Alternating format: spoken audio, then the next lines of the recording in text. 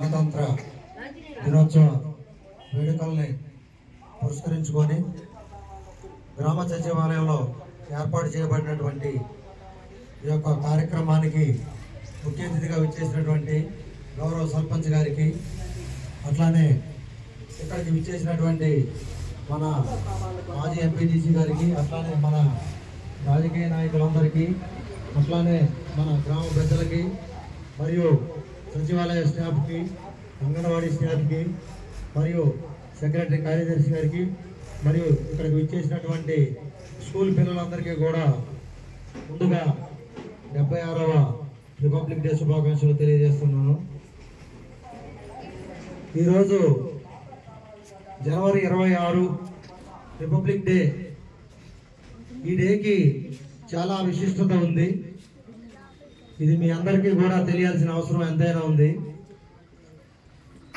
మనకి స్వాతంత్ర్యం 1947లో వచ్చినప్పటికీ మనకి స్వచ్ఛందంగా సొంతంగా రాజ్యాంగం లేకపోవటం వల్ల 3 సంవత్సరాల పాటు కష్టపడి దాని మీద పూర్తి కసరత్తు చేసి డాక్టర్ బిఆర్ అంబేద్కర్ గారు మరియు ఆయన అధ్యక్షతన ఉండి ఆయనతో పాటు కొంతమంది మేధావుల్ని ఒక కమిటీగా చేసుకొని రాజ్యాంగాన్ని ఏర్పరిచి బ్రిటిష్ రాజ్యాంగాన్ని తీసేసి మనకంటూ ఒక రాజ్యాంగం ఉంటేనే మన యొక్క రాజ్యాంగాన్ని అమలుకు తెచ్చుకొని దాని ద్వారా మనం ఈ యొక్క కార్యక్రమాలు చేసుకోవచ్చు అనే దాని మీద ఆయన 2 సంవత్సరాల 11 నెలల 18 రోజుల పాటు ఈ యొక్క రాజ్యాంగాన్ని రూపొందించడం జరిగింది. ఇది మనం చూసుకున్నట్లయితే 1949 నవంబర్ 26నే రాజ్యాంగాన్ని ఆమోదించడం జరిగింది. కాకపోతే ఈ యొక్క రాజ్యాంగానికి రూపొందించిన రోజు మంచి విశిష్టత కలిగి ఉండాలని చెప్పేసి జనవరి 26 1950 జనవరి 26న డాక్టర్ రాజేంద్ర ప్రసాద్ గారు మొదటి రాష్ట్రపతి. ఆయనకి 21 ఫిరంగుల సెల్యూట్ తోని జాతీయ జెండాని ఆ రోజు ఎగరవేయడం జరిగింది. అందుకని ఈ రోజు జనవరి 26న విశిష్టత ఉండాలని ఆ రోజున దీన్ని ఇట్లా డిక్లేర్ చేసి నవంబర్ 26కే వచ్చినప్పటికీ కూడా మంచిది విశిష్టత కలిగి ఉండాలి ఆ రోజుకి అని చెప్పేసి జనవరి 26న ఇట్లా పెట్టడం జరిగింది. అందుకని మనం ఎప్పుడు కూడా జనవరి 26ని రిపబ్లిక్ డేగా ప్రకటించుకొని మనం ఈ యొక్క కార్యక్రమాన్ని భారత పౌరులుగా మనం గర్వించే విధంగా ఎప్పుడు కూడా జాతీయ జెండాకి సెల్యూట్ చేస్తూ మంచిగా ఈ యొక్క కార్యక్రమాన్ని ఒక భారతీయులందరికీ కూడా ఒక పెద్ద పండగలాగా చేసుకుంటున్నాము. మరే మనందరం కూడా ఈ యొక్క స్వాతంత్ర్యం రావటానికి మన వాళ్ళు ఎంత కష్టాలు పడ్డారు ఏంటి అనేది కూడా పిల్లలు మీ అందరికీ కూడా తెలియాల్సిన అవసరం ఎంతైనా ఉంది.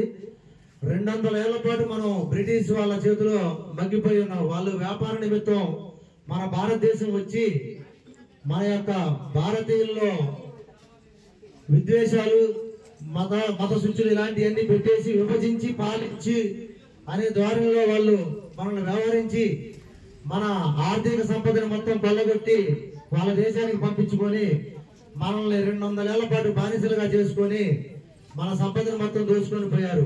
అటువంటి పరిస్థితుల్లో మన స్వాతంత్ర్య సమరయోధులు గాంధీ గారు, నెహ్రూ గారు, మరియు ఇట్లా భగత్ సింగ్ గారు, ఇట్లా చాలా మంది కూడా మొత్తం ఈ స్వాతంత్ర్యం కోసం ధన మాన ప్రాణాలను కూడా సైతం లెక్క చేయకుండా ఎన్నో పోరాటాలు చేసి వారు మనకి ఈరోజు స్వాతంత్ర్యాన్ని తీసుకురావడం జరిగింది.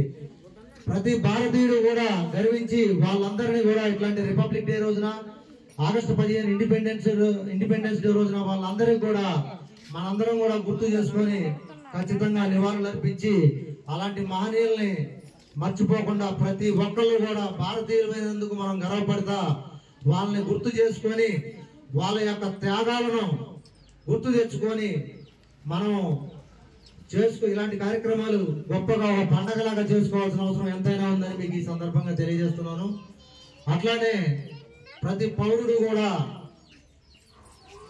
భారత రాజ్యాంగం పట్ల మంచి విధేయత కలిగి ప్రజాస్వామ్య పరిరక్షణే ధ్యేయంగా నడుచుకోవాలని చెప్పేసి ప్రతి ఒక్కరికి కూడా ఈ సందర్భంగా తెలియజేస్తున్నాను. అట్లానే పిల్లలు మీరందరూ కూడా తల్లి తండ్రి గురువు దైవం, అర్థమవుతుందా? తల్లి తండ్రి గురువు దైవం.